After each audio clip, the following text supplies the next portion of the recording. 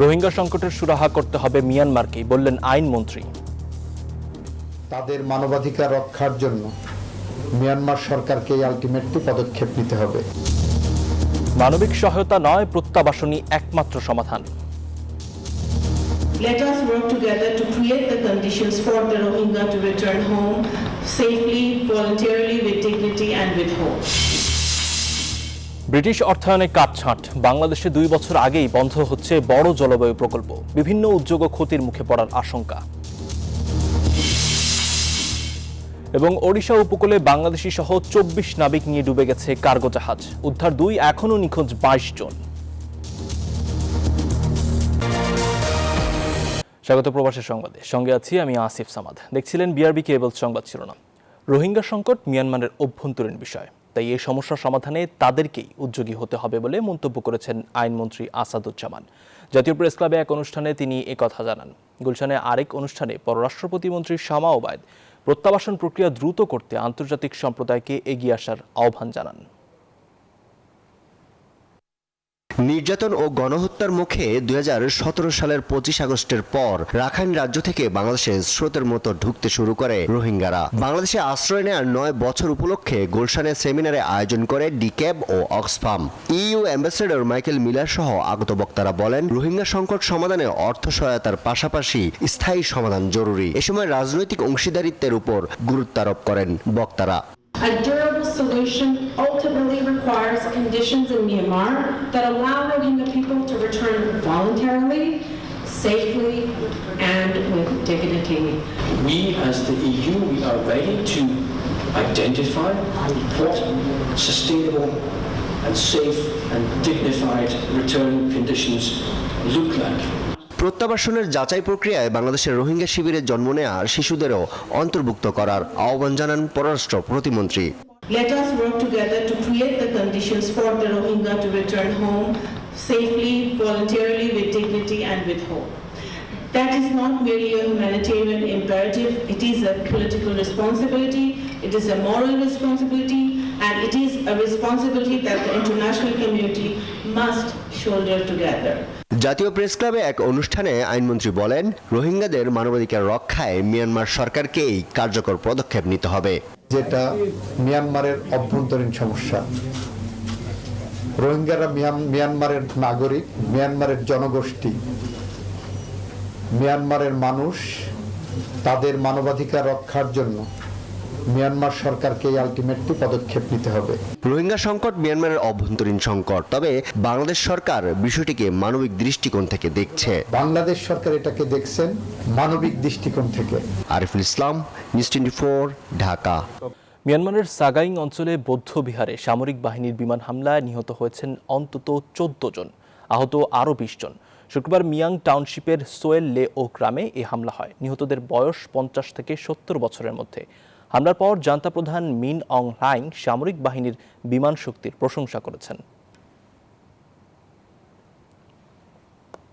যুক্তরাজ্য সরকার সাম্প্রতিক বছরগুলোতে বৈদেশিক সহায়তার বাজেট সংকোচনের নীতি গ্রহণ করেছে। এর প্রভাব পড়ছে বাংলাদেশ সহ বিভিন্ন উন্নয়নশীল দেশে পরিচালিত স্বাস্থ্য, শিক্ষা, জলবায়ু সহনশীলতা এবং মানবিক সহায়তা কর্মসূচিতে।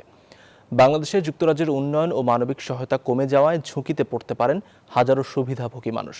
যুক্তরাজ্যের সরকারি নথি অনুযায়ী বাংলাদেশে তাদের সহায়তা কাঠামো ধীরে ধীরে অনুদান ভিত্তিক সহযোগিতা থেকে বিনিয়োগ ও কারিগরি সহায়তা কেন্দ্রিক অংশীদারিত্বে রূপান্তরিত হচ্ছে।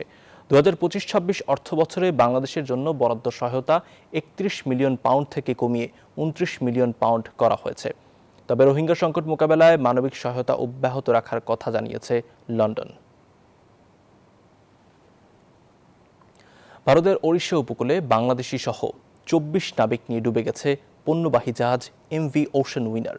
এখন পর্যন্ত 2 জনকে উদ্ধার করা গেলেও নিখোঁজ রয়েছেন 22 জন, এমন তথ্য জানিয়েছে এনডিটিভি। জাহাজটিতে 20 জন চীনা, 3 জন মিয়ানমারের এবং 1 জন বাংলাদেশি নাবিক ছিলেন। শনিবার বন্দরের প্রায় 240 নটিক্যাল মাইল দূরে ডুবে যায় জাহাজটি। নৌযানটি পারাদ্বীপ বন্দর থেকে লৌহ আকরিক নিয়ে সিঙ্গাপুর যাচ্ছিল। নিখোঁজ নাবিকদের উদ্ধারে চলছে ভারতীয় কোস্টগার্ড ও নৌবাহিনীর যৌথ অভিযান।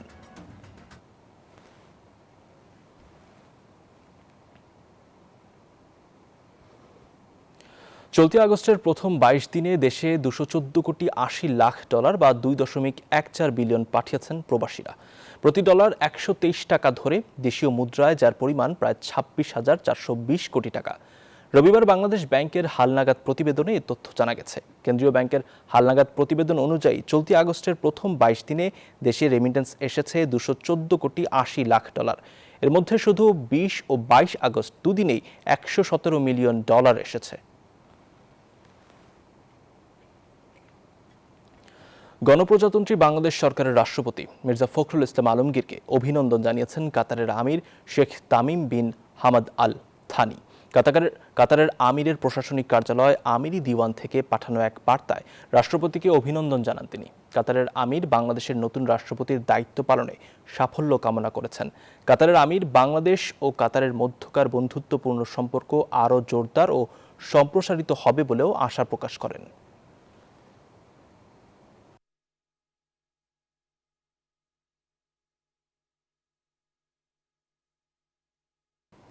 ওমানের আল সুইকে পবিত্র ঈদে মিলাদুন্নবী উপলক্ষে আজুজুসান মিলাদ মাহফিল অনুষ্ঠিত হয়েছে। গাউসিয়া কমিটি বাংলাদেশ আল সুইক ও ছানাইয়া শাখা এবং ৩ নম্বর ছানাইয়া ব্যবসায়ীদের যৌথ উদ্যোগে মোহাম্মদ জসিমের গ্যারেজে মাহফিলের আয়োজন করা হয়। প্রধান অতিথি ছিলেন সালতানাত অব ওমানের মজলিসে শুরার ডেপুটি স্পিকার আলহাজ শেখ সাইদ বিন হামেদ বিন হেলাল আল সাদি। বিশেষ অতিথি হিসেবে বক্তব্য দেন আইনজীবী আহমেদ বিন কামিস আল সাদি। অংশ নেন গাউসিয়া কমিটির নেতৃবৃন্দ, আলেম ওলামা, ব্যবসায়ী এবং প্রবাসী বাংলাদেশিরা।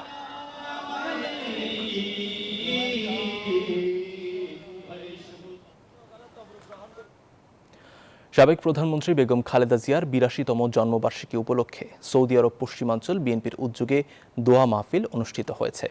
আব্দুল মান্নানের সভাপতিত্বে এবং টিপু সুলতানের সঞ্চালনায় এতে প্রধান অতিথি ছিলেন মীর মনিরুজ্জামান তপন। বিশেষ অতিথি ছিলেন গিয়াসউদ্দিন, জহিরুল ইসলাম হিরো, ইঞ্জিনিয়ার নুরুল আমিন সহ বিএনপির নেতাকর্মীরা। পরে খালেদা জিয়ার রুহের মাগফিরাত কামনায় দোয়া ও মোনাজাত করা হয়।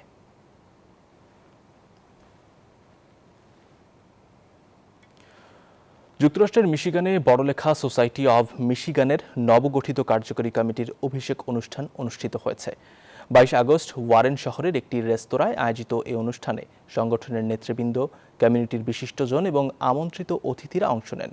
কমিটির সাধারণ সম্পাদক মুহিব রহমানের সঞ্চালনায় সভাপতিত্ব করেন কমিটির সভাপতি হাবিব রহমান। বক্তারা নবগঠিত কমিটির সফলতা কামনা করে সংগঠনের ঐক্য, সামাজিক কার্যক্রম এবং প্রবাসে বড়লেখাবাসীর কল্যাণে একযোগে কাজ করার আহ্বান জানান। বক্তব্য রাখেন মিশিগান বাংলা প্রেস ক্লাবের প্রতিষ্ঠাতা সভাপতি হেলাল উদ্দিন রানা সহ কমিউনিটির আরও কয়েকজন বিশিষ্ট ব্যক্তি।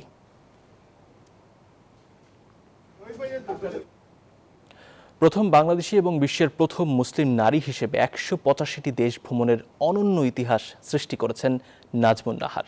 বিশ্ব ভ্রমণের ২৬ বছরের দীর্ঘ অভিযাত্রায় নাজমুন নাহার ১,২৯৪টিরও বেশি স্থানে বাংলাদেশের লাল সবুজের পতাকা উড়িয়েছেন। বিশ্বের সুউচ্চ পর্বতশৃঙ্গ, দুর্গম পাহাড়, মরুভূমি, সমুদ্র, মহাসাগর, দ্বীপাঞ্চল এবং অসংখ্য প্রাকৃতিক ও ঐতিহাসিক স্থানে একজন সোলো ভ্রমণকারী হয়ে বাংলাদেশের জাতীয় পতাকা তুলে ধরেছেন। তার এই অসাধারণ অর্জনের পেছনে রয়েছে অসংখ্য সংগ্রাম, অনিশ্চয়তা। জীবন মৃত্যুর সন্ধিক্ষণ পেরিয়ে এগিয়ে চলার এক দুঃসাহসিক ইতিহাস করেছেন তিনি। হিমালয়ের দেশ ভুটান সফরের মাধ্যমে তিনি ১৮৫তম দেশ ভ্রমণের মাইলফলক স্পর্শ করেন।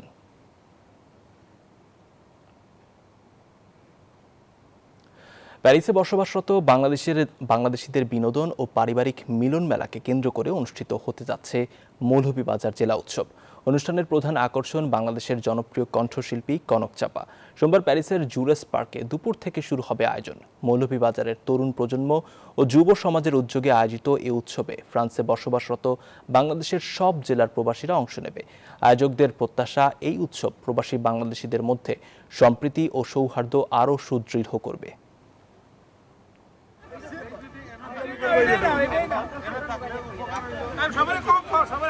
রাজনৈতিক মতাদর্শ ও ব্যক্তিগত পছন্দ অপছন্দের ঊর্ধ্বে উঠে কর্মকর্তাদের পদোন্নতি দেওয়ার আহ্বান জানিয়েছেন প্রধানমন্ত্রী তারেক রহমান। এক্ষেত্রে পেশাগত দক্ষতা, নেতৃত্বের গুণাবলী, শৃঙ্খলা, সততা ও দূরদর্শিতার উপর জোর দেন তিনি। সকালে ঢাকা সেনানিবাসে বিমান বাহিনীর সদর দপ্তরে নৌবাহিনী ও বিমান বাহিনী নির্বাচনী পর্ষদ 2026-এর উদ্বোধনী অনুষ্ঠানে তিনি এ নির্দেশনা দেন। এ সময় নৌবাহিনী প্রধান খন্দকার মিসবাউল আজিমকে অ্যাডমিরাল র্যাঙ্ক ব্যাচ পরিয়ে দেন প্রধানমন্ত্রী। দেশের স্বাধীনতা ও সার্বভৌমত্ব রক্ষার পাশাপাশি অভ্যন্তরীণ শান্তি শৃঙ্খলা, স্থিতিশীলতা ও দুর্যোগ মোকাবেলায় নৌ ও বিমান বাহিনীর অবদানের প্রশংসা করেন তিনি। পরে প্রধানমন্ত্রী বিমান বাহিনীর বিভিন্ন গুরুত্বপূর্ণ অপারেশনাল স্থাপনা পরিদর্শন করেন। প্রধানমন্ত্রীর ভারত সফরের আগে বাংলাদেশের সম্মান এবং সমমর্যাদা নিশ্চিত করতে হবে আমন্ত্রণকারী দেশটিকে, এমনটি মনে করছেন বিশ্লেষকরা। বলছেন, দুই দেশের সম্পর্কের ভবিষ্যৎ কি হবে তার প্রতিফলন দেখা যেতে পারে সম্ভাব্য এই সফরে। তাদের মতে ভারতের আমন্ত্রণ প্রধানমন্ত্রী গ্রহণ করেছেন কিনা তা পররাষ্ট্র মন্ত্রণালয়ের পরিষ্কার করা উচিত। শাহ আলী জয়ের প্রতিবেদন। এক পক্ষের আমন্ত্রণ, অন্য পক্ষের শর্ত। ভারতের প্রধানমন্ত্রী নরেন্দ্র মোদীর আমন্ত্রণে বাংলাদেশের প্রধানমন্ত্রী তারেক রহমান কি দিল্লি সফর করবেন, এ নিয়ে এখনো অনিশ্চয়তা। বাংলাদেশ বলছে সফরের আগে দিল্লিকে অনুকূল পরিবেশ তৈরি করতে হবে। সেই পরিবেশ তৈরির দর কষাকষিতে ফলাফল কি তা এখনো অজানা। আমি যদি সেখানে অলমোস্ট 1 মাস ধরে যদি আমি এটাই করি, যাব কি যাব না, যাব কি যাব না, তারপর যদি আমি শেষ সময় যাই, তাহলে অবশ্য বলে তা তুমি এতদিন কেন করলাম, আমরাও একটু প্রস্তুতি নিতে পারতাম। বিশ্লেষকরা মনে করেন ভারতের সঙ্গে সম্পর্ক এগিয়ে নেওয়ার সুযোগ আছে, তবে তা অতীতকে ভুলে নয়। যে কথাটা বলা হয় চোখে চোখ রেখে কথা বলা, আমি এটার বিরোধী না। আমি ভারতের সাথে চলবো, ফ্রেন্ডলি রিলেশনস রাখবো, বাট সব কিছুর বিনিময়ে না। এই জায়গাতেই বার্গেনিংটা হচ্ছে যে আমি সম্মান হারিয়ে ভারত যাব নাকি আমি সম্মানটা নিয়ে ভারতে যাব। বর্তমান প্রধানমন্ত্রী জনাব তারেক রহমান ভারতের বিরোধিতা করছেন বলে আমি মনে করি না। আমি মনে করি তারা ভারতের সাথে এই আলাপটা দিতে যাচ্ছেন যে আপনারা বাংলাদেশকে সম্মান করুন। সাবেক প্রধানমন্ত্রী শেখ হাসিনাকে ফেরত চায় বাংলাদেশ। দাবি রয়েছে ওসমান হাদির হত্যাকারীদের ফিরিয়ে দেয়ারও। ভারত সফরের আগে এই বিষয়গুলোর মীমাংসা নিয়ে প্রশ্ন তুলতে পারে ঢাকা, বলছেন বিশ্লেষকরা। একই সঙ্গে প্রধানমন্ত্রীকে ব্রিক্স সম্মেলনে অংশ নেয়ার আমন্ত্রণও জানিয়ে রেখেছে ভারত, যে সম্মেলন হবে দিল্লিতে। এই অবস্থায় ভারত সফর নাকি শুধু সম্মেলনে অংশগ্রহণ করবেন তারেক রহমান? বিশ্লেষকরা বলছেন, প্রসঙ্গ একটি হোক বা দুটি, দিল্লি গেলে কিছু অর্জনের সুযোগ তৈরি হবে। বাংলাদেশের এখন বড় এটা হলো যে আমার একটা বিশাল ইমেজ তৈরি করতে হবে। যেই কাঠামোর মধ্যেই আমাকে আমন্ত্রণ করুন না কেন, আমার একটা সুযোগ আছে আমার একাধিক দেশের এবং রাষ্ট্র সরকার প্রধানের সাথে দেখা করা। কারণ তাদের সাথে আমি এককভাবে যদি দেখা করতে চাই তাহলে হয়তো 5-6 বছরই লেগে যাবে, তাই না? তো আমি সেই সুযোগটা হারাবো কেন, বিশেষ করে যেখানে আমার বড় ধরনের ইনভেস্টমেন্ট দরকার। বিশ্লেষকদের মতে প্রধানমন্ত্রী তারেক রহমানের সম্ভাব্য দিল্লি যাওয়া না যাওয়া এখন শুধু একটি রাষ্ট্রীয় সফরের প্রশ্ন নয়, বরং এটি হয়ে উঠেছে শেখ হাসিনা পরবর্তী ঢাকা দিল্লি সম্পর্কের নতুন সমীকরণের প্রথম বড় পরীক্ষা। শাহ আলী জয়, নিউজ 24, ঢাকা। বঙ্গভবনে উঠলেন রাষ্ট্রপতি মির্জা ফখরুল ইসলাম আলমগীর। সকালে মিন্টো রোডের সরকারি বাসভবন থেকে রওনা হয়ে নিশ্ছিদ্র নিরাপত্তায় নতুন ঠিকানায় পৌঁছান দেশের 23তম রাষ্ট্রপতি। বঙ্গভবনে তাকে গার্ড অব অনার প্রদান করে প্রেসিডেন্ট গার্ড রেজিমেন্টের চৌকস দল। জাতীয় পতাকাবাহী গাড়ি আর কঠোর প্রটোকলে বঙ্গভবনের দিকে এগিয়ে চলে দেশের 23তম রাষ্ট্রপতির সুসজ্জিত গাড়িবহর। তাকে বরণ করে নিতে রাজপথ থেকে বঙ্গভবন সবখানে ছিল উৎসবমুখর পরিবেশ। রাষ্ট্রপতির আগমন ঘিরে বঙ্গভবন ও এর আশপাশের পুরো এলাকা কয়েক স্তরের নিশ্ছিদ্র নিরাপত্তা বলয়ে বসানো হয় কড়া নজরদারি চৌকি। বঙ্গভবনে পৌঁছানোর পর নতুন রাষ্ট্রপতিকে স্বাগত জানান সামরিক ও বেসামরিক ঊর্ধ্বতন কর্মকর্তারা। প্রেসিডেন্ট গার্ড রেজিমেন্ট পিজিআর-এর একটি চৌকস দল নতুন রাষ্ট্রপ্রধানকে ঐতিহ্যবাহী গার্ড অফ অনার প্রদান করে। রাষ্ট্রপতি সালাম গ্রহণ করেন এবং কুচকাওয়াজ পরিদর্শন করেন। গত শুক্রবার সন্ধ্যায় বঙ্গভবনের দরবার হলে রাষ্ট্রপতির শপথ গ্রহণ করেন মির্জা ফখরুল ইসলাম আলমগীর। রাজু মাহমুদ, নিউজ 24, ঢাকা। জনগণের স্বার্থ রক্ষায় কাজ করার অঙ্গীকার ব্যক্ত করেছেন মন্ত্রিসভায় যুক্ত নতুন মন্ত্রী প্রতিমন্ত্রীরা। স্থানীয় সরকার মন্ত্রী আব্দুল মঈন খান জানান, যথাযথ প্রক্রিয়া মেনে শিগগিরই স্থানীয় সরকার নির্বাচন শুরু হবে। আগামী জানুয়ারি থেকে নিউ ইয়র্কে বিমানের ফ্লাইট চালুর কথা জানান বিমানমন্ত্রী রশিদুজ্জামান মিল্লাত।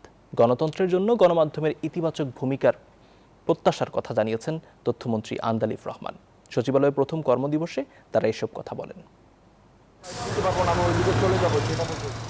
মন্ত্রিসভায় যুক্ত নতুন মুখ সহ পদোন্নতি পাওয়া মন্ত্রীদের নিজ নিজ দফতরে প্রথম কর্মদিবস।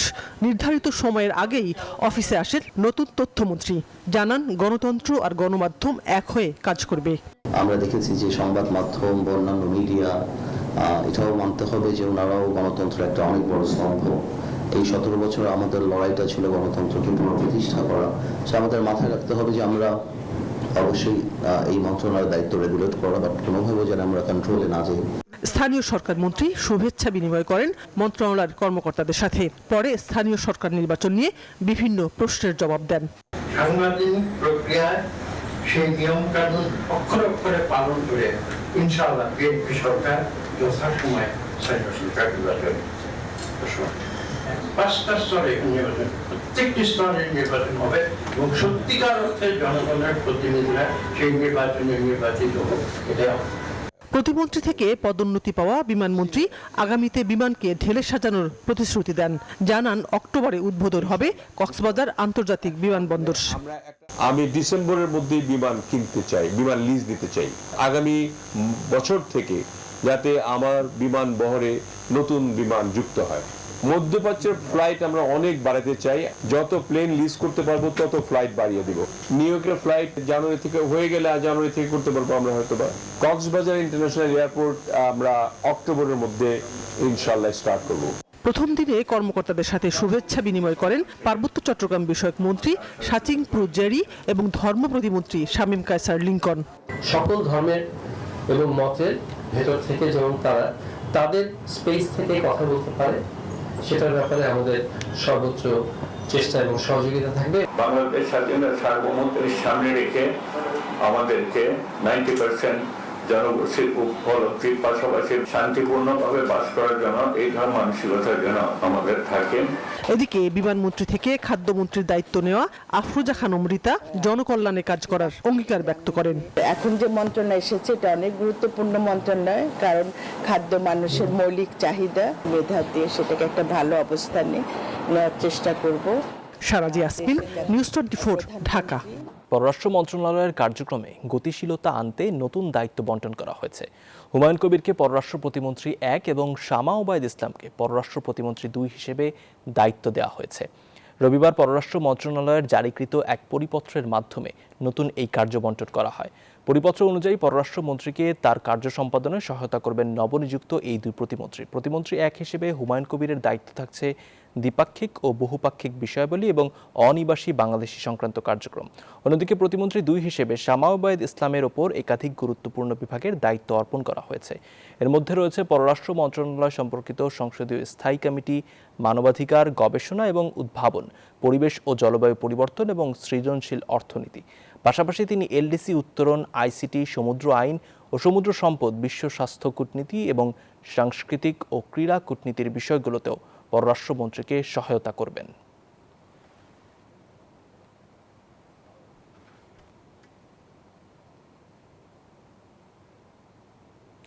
নবায়নযোগ্য জ্বালানিতে বেসরকারি বিনিয়োগ বাড়াতে বাণিজ্যিক বিদ্যুৎ কেন্দ্রের জন্য সহজ ও দীর্ঘমেয়াদী নীতি প্রণয়নের দাবি জানিয়েছে সৌর বিদ্যুৎ কেন্দ্র মালিকদের সংগঠন বিএসআরইএ।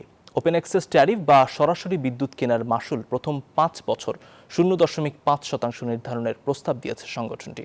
রোববার বিইআরসি আয়োজিত গণশুনানিতে এসব প্রস্তাব তুলে ধরা হয়। অন্যদিকে সৌরবিদ্যুতের উৎপাদন ট্যারিফ ইউনিট প্রতি 6 টাকা 48 পয়সা নির্ধারণের সুপারিশ করেছে বিইআরসির কারিগরি মূল্যায়ন কমিটি। দেশে বেসরকারি বিনিয়োগে নবায়নযোগ্য জ্বালানি সম্প্রসারণের নতুন মডেল মার্চেন্ট পাওয়ার প্ল্যান্ট। তবে এই খাত এখনো প্রাথমিক পর্যায়ে রয়েছে, তাই বিনিয়োগ টানতে নীতিগত সুবিধা ও দীর্ঘমেয়াদী নিশ্চয়তার উপর জোর দিচ্ছেন উদ্যোক্তারা। রাজধানীতে বিইআরসি গণশুনানিতে একগুচ্ছ প্রস্তাব দিয়েছে সৌরবিদ্যুৎ কেন্দ্র মালিকদের সংগঠন Bangladesh sustainable and renewable energy association. Against the prevailing grid rate of about 10.88, if wheeling, receiving, cross-subsidy, system use and other charges push the open access tariff toward 3 taka per kilowatt hour, renewable power becomes commercially unattractive to the very industries that need it most. সংগঠনটির দাবি প্রথম 5 বছর tariff কম রাখা গেলে নতুন বিনিয়োগ আসবে, বাড়বে পরিচ্ছন্ন জ্বালানির ব্যবহার। পাশাপাশি ডিস্ট্রিবিউশন কোম্পানি ত্রুটিতে গ্রিডে বিদ্যুৎ দিতে না পারলেও কেন্দ্র উৎপাদনের জন্য প্রস্তুত থাকলে দিতে হবে ডিম জেনারেশন ক্ষতিপূরণ। এমপিপি বন্ধের আগে অন্তত 20 বছরের মেয়াদ নিশ্চিত করা, গ্রিডে নবায়নযোগ্য বিদ্যুতের অগ্রাধিকার এবং উদ্বৃত্ত বিদ্যুৎ সরকারি ইউটিলিটিকে ব্যবহারের সুযোগ করে দেওয়ার দাবিও জানান তারা। ট্রান্সমিশন ওয়্যার এবং যে ফিজিক্যাল ট্রান্সমিশনের জন্য সেটা তো একটা প্রি এক্সিস্টিং কন্ডিশন, কিন্তু এমপিপি যখন একটা বাল্ক কাস্টমারকে দিচ্ছে, মাত্র হচ্ছে আপনার হ্যান্ডফুল অফ কাস্টমারকে দিচ্ছে, আপনি কিন্তু পুরো অপারেশনাল যে ট্রান্সমিশন লস সেটাকে আপনি এখানে নিয়ে আসছেন। অন্যদিকে সৌর বিদ্যুৎ ভিত্তিক মার্চেন্ট পাওয়ার প্ল্যান্টের ট্যারিফ ইউনিট প্রতি 6 টাকা 48 পয়সা নির্ধারণের সুপারিশ করেছে বিইআরসির কারিগরি মূল্যায়ন committee. Consideration of cost and rational recovery to be followed. আপনারা জানেন যে কস্ট রিফ্লেক্টিভ যে ট্যারিফ ক্যালকুলেশনের ব্যাপারে আমাদের কাছে সবসময় করা হয়, রিকমেন্ড করা হয়, সেটাকে আমরা প্রতিফলিত করার চেষ্টা করেছি। কমিটির হিসেবে সংশ্লিষ্ট কেন্দ্র থেকে বছরে নিট উৎপাদন হবে প্রায় 9 কোটি 18 লাখ ইউনিট। আর সৌর বিদ্যুৎকে রাতেও সরবরাহযোগ্য করতে কেন্দ্রের সক্ষমতার 10 থেকে 20% ব্যাটারি স্টোরেজ রাখার প্রস্তাবও এসেছে শুনানিতে। ফারজানা রিয়া, নিউজ 24, ঢাকা। এই ছিল প্রবাসের সংবাদে। আরও সংবাদ বিশ্লেষণ জানতে ভিজিট করুন news24bd.tv। ধন্যবাদ।